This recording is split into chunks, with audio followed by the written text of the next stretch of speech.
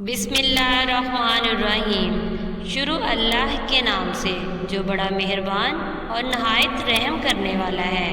ناظرین، آج کی ویڈیو میں ہم حضرت محمد صلی اللہ علیہ وآلہ وسلم کے وصال کے بارے میں بیان کریں گے۔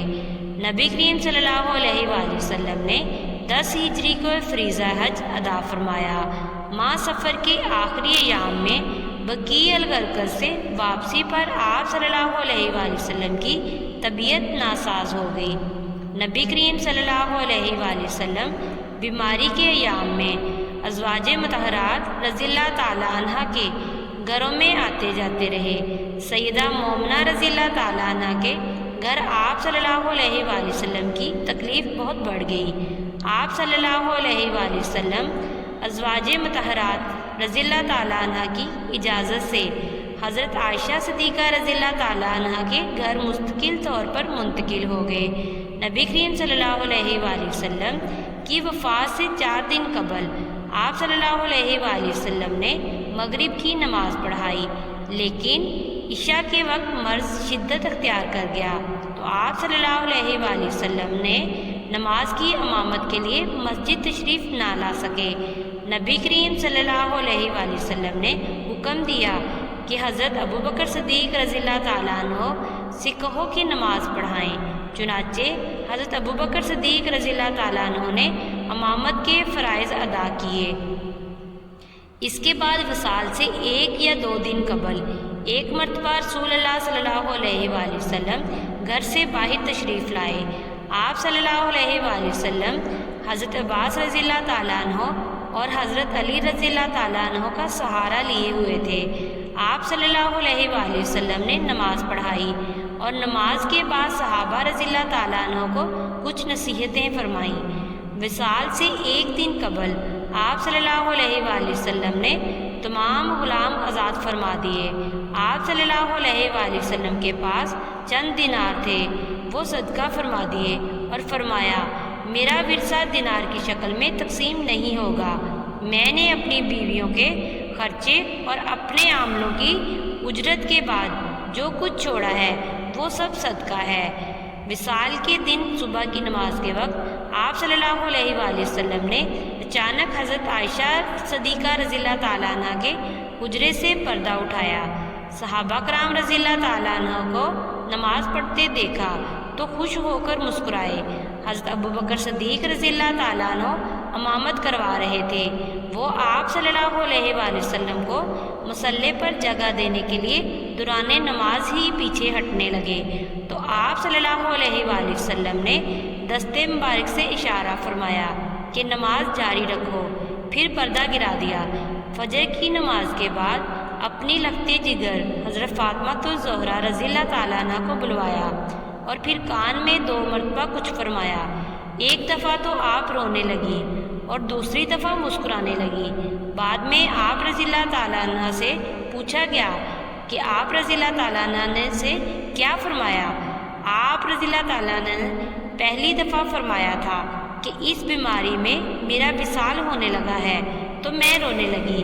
پھر آپ صلی اللہ علیہ وآلہ وسلم نے فرمایا، مت روئیں، میرے اہل بیت میں تم ہی سب سے پہلے مجھے ملو گی۔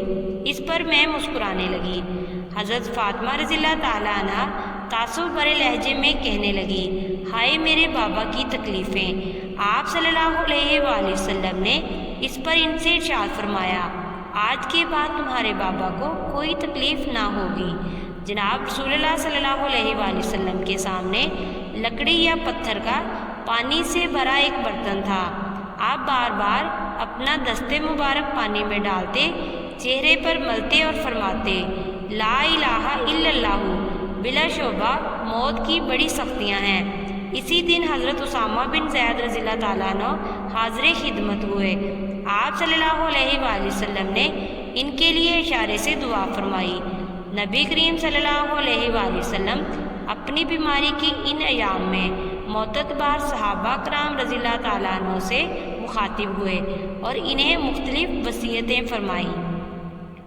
انحصار کے ساتھ حسن سلوک کی وصیت فرمائی اور فرمایا کہ میرے قلب و جگر ہیں، انہوں نے اپنی ذمہ داریاں پوری کی اور ان کے حقوق رہ گئے۔ نبی کریم صلی اللہ علیہ وآلہ وسلم نے اپنی وفات سے قبل ارشاد فرمایا، اللہ تعالیٰ نے اپنے ایک بندے کو دنیا اور اس کی رونقیں دکھائی ہیں، لیکن اس نے اپنے لیے آخرت کو پسند کیا ہے۔ حضرت ابوبکر صدیق رضی اللہ تعالیٰ عنہ نے جب یہ بات سنی تو سمجھ گئے کہ وہ بندے خود رسول اللہ صلی اللہ علیہ وآلہ وسلم ہیں۔ یہ سن کر حضرت ابوبکر صدیق رضی اللہ تعالیٰ عنہ رونے لگے۔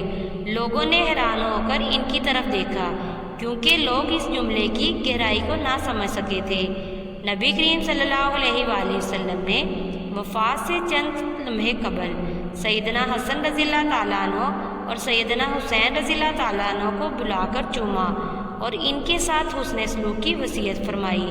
پھر صحابہ رضی اللہ تعالیٰ عنہ کو نماز کی حفاظت اور زیر دست افراد سے حسن سلوک کی وصیت فرمائی۔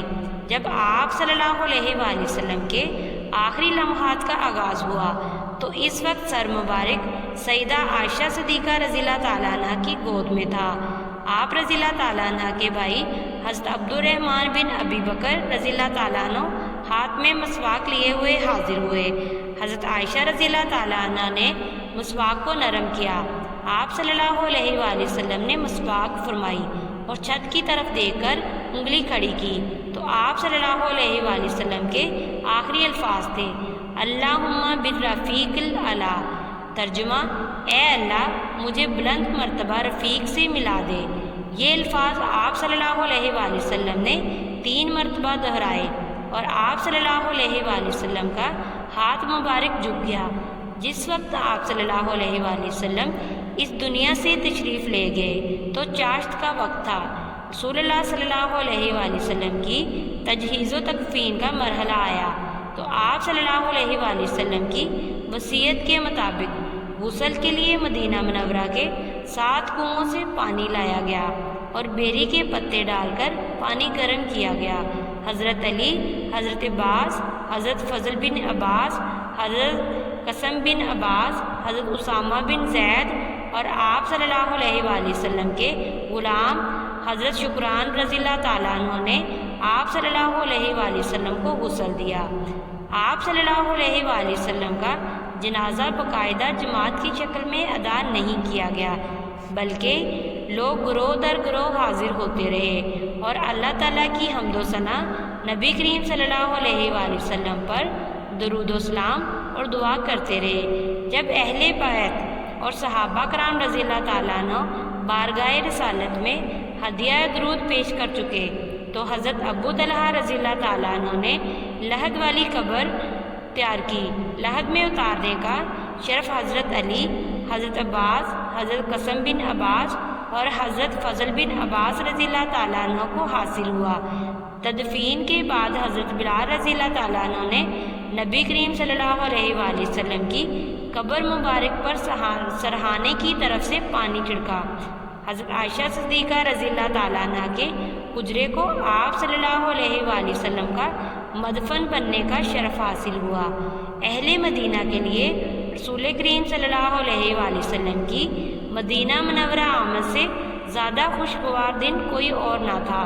صحابہ کرام رضی اللہ تعالیٰ عنہ کے لیے رسول اللہ صلی اللہ علیہ وآلہ وسلم کی رحلت سے زیادہ تکلیف دہ خبر کوئی اور نہ تھی۔ وصال نبی صلی اللہ علیہ وآلہ وسلم سے حضرت جبرائیل علیہ السلام کے وحی لانے کا سلسلہ ہمیشہ کے لیے منقطع ہو گیا۔ امید ہے کہ آج کی ویڈیو آپ کو پسند آئی ہوگی، تو ویڈیو کو لائک اور شیئر ضرور کریں اور بیل آئیکن ضرور دبائیں تاکہ ہر نئی آنے والی ویڈیو کا نوٹیفیکیشن آپ کو مل سکے۔ جزاک اللہ۔